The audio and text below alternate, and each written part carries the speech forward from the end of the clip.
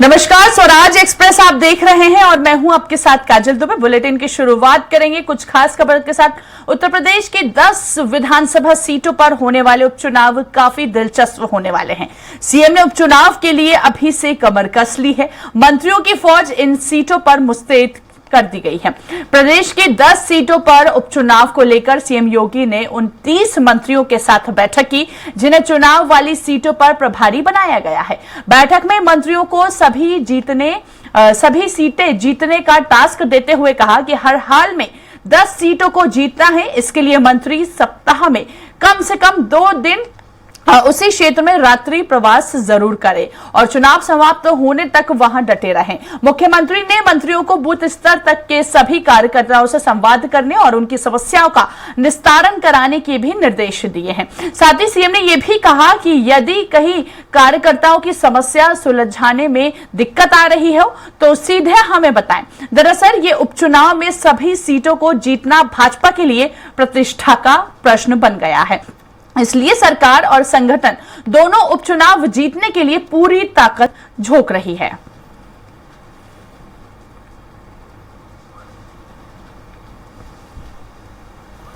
चलिए ज्यादा बातचीत करेंगे, सहयोग पवन का रुख करेंगे। अधिक जानकारी के लिए हमारे साथ लाइव जुड़ चुके हैं पवन। उपचुनाव को लेकर सीएम योगी ने पूरी तरह से कमर कस ली है। उतारी जाएगी 30 मंत्रियों की टीम। क्या खास रणनीति बनाई गई है? बिल्कुल काजल, देखिए उत्तर प्रदेश में लोकसभा चुनाव के बाद से सरकार और संगठन काफ़ी सख्ते में है, क्योंकि जिस तरह से उम्मीद था कि चुनाव परिणाम उत्तर प्रदेश से आएंगे, उस तरह का चुनाव परिणाम नहीं आया है, जिसको लेके भारतीय जनता पार्टी का शीर्ष नेतृत्व दिल्ली में और संगठन सरकार उत्तर प्रदेश में काफ़ी चिंतित है कि आखिर क्या कारण रहा जो इस तरह का परिणाम आया है। बहुत ज़्यादा उम्मीद थी, उत्तर प्रदेश में मिशन 80 का नारा लगाया गया था, लेकिन जिस तरह का परिणाम आया वो काफ़ी भयावह है भारतीय जनता पार्टी के लिए। इसके बाद जो उपचुनाव होने हैं करीब 10 सीटों पे, उन 10 सीटों में कई सीटें ऐसी जो महत्वपूर्ण हैं और भारतीय जनता पार्टी के बिल्कुल साख का सवाल खड़ा हो रहा है कि अगर कहीं से इस उपचुनाव में बीजेपी को करारी शिकस्त मिलती है तो एक बहुत बड़ी शर्मनाक स्थिति होगी। उसको लेकर के मुख्यमंत्री योगी आदित्यनाथ ने पूरी तरह से कमर कस ली है और उत्तर प्रदेश में इन 10 सीटों के लिए भारतीय जनता पार्टी के 30 मंत्रियों को लगाया गया है। उनका मानना है कि अगर मंत्री लगातार फील्ड में रहेंगे तो जाहिर सी बात है कि चुनाव के परिणाम अच्छे आएंगे। सबसे बड़ी बात है, अवधेश प्रसाद मिल्कीपुर सीट से विधायक थे, समाजवादी पार्टी से वो विधायक थे, उन्होंने अयोध्या की सीट जीती है। उसके बाद से भारतीय जनता पार्टी यह उम्मीद करती है, चाहती है कि मिल्कीपुर सीट को किसी तरह से अपने पाले में किया जाए। यह भारतीय जनता पार्टी के लिए पूरी तरह से साख का सवाल हो गया है, जिसको लेकर मुख्यमंत्री योगी आदित्यनाथ ने कल बैठक की अपने आवास पर और वहां पे 4 मंत्रियों की ड्यूटी लगाई है। वहां पर सतीश शर्मा, गिरीश यादव, मयंकेश्वर सिंह और सूर्य प्रताप शाही, ये 4 बड़े कद्दावर मंत्री हैं जिनको मिल्कीपुर सीट के लिए लगाया है। इस मिल्कीपुर सीट में अकेले 4 मंत्री टीम बनाकर वहाँ पे जो है रहेंगे, वहाँ के लोगों से मिलेंगे, वहाँ की समस्याओं को समझेंगे।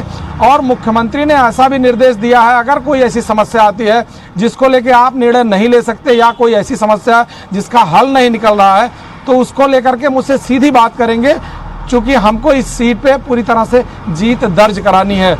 इसके अलावा अन्य सीटों के लिए जो मंत्रियों को नियुक्ति की गई है, उसको लेकर के मुख्यमंत्री ने सभी मंत्रियों से पहले अलग अलग बात किया, सबसे फीडबैक लिया कि क्या स्थिति है और किस तरह का हमको रणनीति अपनानी चाहिए।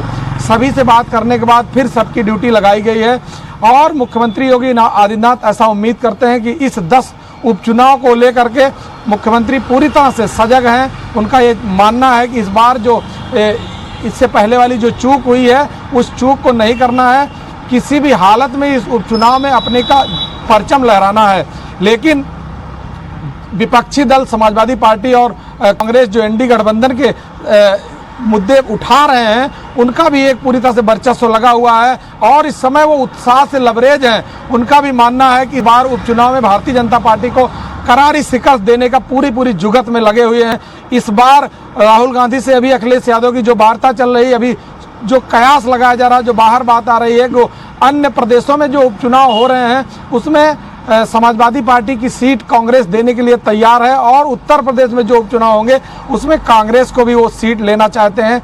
कुल मिलाकर अगर देखा जाए तो ये जो तिकड़ी है, जो ये लोग अपना इंडी गठबंधन बनाए हुए हैं, भारतीय जनता पार्टी को कहीं न कहीं से हमेशा बैक फुट पर लाने के लिए, उसको पछाड़ने के लिए हर तरह का संभव प्रयास कर रहे हैं। और चुनाव परिणाम जो अभी लोकसभा वाला बीता है उसमें जिस तरह का विपक्षियों को जो परिणाम मिले हैं उससे उनके हौसले काफ़ी बढ़े हुए हैं। इस समय उत्साह से लबरेज है, तो उसी उत्साह के साथ वो उपचुनाव और आने वाला 2027 जो है उसको फतेह करने की पूरी जुगत में है। काजल, बिल्कुल पवन, जैसा कि आप कह रहे हैं कि अयोध्या की मिल्कीपुर पर अधिक फोकस है ये सीट, क्योंकि अभी सपा के खाते में है, तो सपा के अवैध किले को भेदना कितना मुश्किल साबित हो सकता है बीजेपी के लिए? आखिर कितना चुनौतीपूर्ण होगा ये?